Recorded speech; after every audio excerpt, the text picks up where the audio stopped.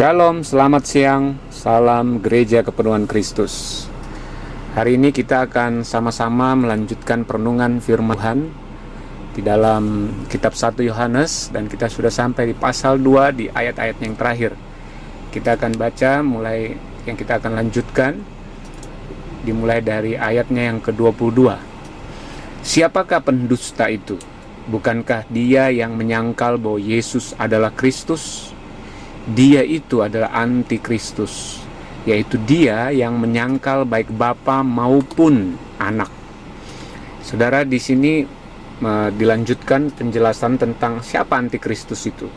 Ternyata mereka yang tidak pernah percaya, karena mereka disebut menyangkal Yesus yang adalah juru selamat. Jadi mereka bisa aja mungkin love Jesus atau mereka mengasihi Tuhan, tapi mereka membenci Kristus. Mereka tidak percaya Yesus sebagai juru selamat, dan mereka pun menyangkal baik Bapa maupun Anak. Lalu kemudian ayat yang ke-23 dikatakan, sebab barang siapa menyangkal Anak, ia juga tidak memiliki Bapa. Barang siapa mengaku Anak, ia juga memiliki Bapa. Jadi nggak bisa terpisahkan. Kalau kita bilang kita percaya Yesus, kita masih perlu berusaha berkenan kepada Bapa. Enggak, itu udah satu paket. Jadi kalau kita udah percaya Yesus sebagai Tuhan dan Juru Selamat, kita juga ada di dalam Allah. Kita selamanya bersama dengan Bapa, bersama dengan Anak. Lalu kemudian ayat 24, dan kamu, nah ini kepada kita orang percaya, apa yang telah kamu dengar dari mulanya. Nah, perhatikan ini kata dari mulanya. Jadi selalu saudara, kekristenan itu bicara tentang titik start, awalnya. Itulah segala-galanya, bukan langkah akhir, bukan garis finish. Selalu itu dari awalnya. Awalnya itu bagaimana iman kita. Jadi kalau imannya benar, sudah disitulah selesai semuanya. Artinya memang waktu kita percaya Yesus sebagai Tuhan dan Juru Selamat, inilah iman yang benar itu, maka kita dilahirkan kembali. Kita menjadi ciptaan baru. Sudah selesai di situ. Kita disebut warga surga, anak Allah dari mulanya. Karena itu dikatakan itu harus tetap tinggal di dalam kamu. Itu, jadi kalau mau perbaiki seseorang, ya aku bilang perbaiki bukan perbaiki sekarang, perbaiki awalnya loh. Kamu bukannya sudah anak Allah ya? Nah gitu perbaikinya. Bukannya kamu udah orang kudus? Nah, jadi selalu dari awal identitas kita siapa. Kita ini dari awalnya sadar nggak kita ini sudah diselamatkan. Jadi ekspresikan keselamatan itu, kerjakan keselamatan itu. Bukan lagi mengejar keselamatan atau berusaha baik, bukan. Ini bicara tentang dari awalnya siapa kita waktu berjumpa dengan Kristus, diubah menjadi ciptaan baru. Dan kemudian dikatakan, jika apa yang telah kamu dengar dari mulanya itu tetap tinggal di dalam kamu. Nah lihat, kata dengar. Ternyata perubahan hidup kita itu waktu kita mendengar yang dari mula. Apa itu? Injil, kabar baik. Injil kasih karunia. Jadi waktu kita dengar firman, firman itu mengubah kita. Yaitu kita telah diubah menjadi anak Allah, menjadi ciptaan yang baru. Maka kamu akan tetap tinggal di dalam Anak dan di dalam Bapa. Jadi memang nggak bisa keluar lagi, kita akan tetap tinggal. Jadi nggak bisa keluar masuk. Nggak ada itu istilahnya. Beberapa orang bilang, oh Pak, ada dosa murtad Pak. Jadi kalau Bapak murtad, Bapak akan keluar dari Kristus. Loh, saya tanya sama orang ini, Pak, jadi kalau orang yang murtad yang sudah keluar dari Kristus itu pada waktu 2 tahun kemudian dia sadar dan dia kembali, berarti dia bisa masuk lagi? Ya masuklah Pak. Oh, berarti keluar masuk dong ya.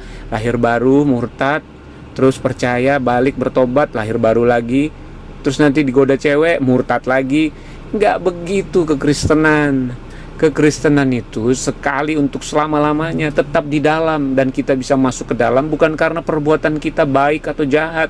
Itu hanya karena perbuatan Roh Kudus yang memindahkan kita ke dalam kerajaan Anaknya, kerajaan terang.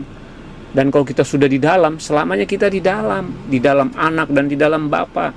Dan ayat 25 berkata, dan inilah janji yang telah dijanjikannya sendiri kepada kita, yaitu hidup yang kekal.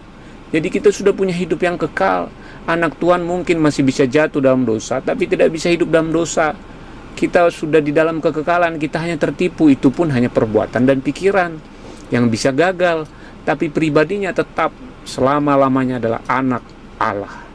Haleluya. Dan kemudian ayat 26, semua ini kutulis kepadamu, yaitu mengenai orang-orang yang berusaha menyesatkan kamu. Nah, penyesatan itu selalu dari mulanya yang digoyang. Kamu masih berdosa, kamu harus ini, harus itu, masih kurang. Penyesatannya itu begitu.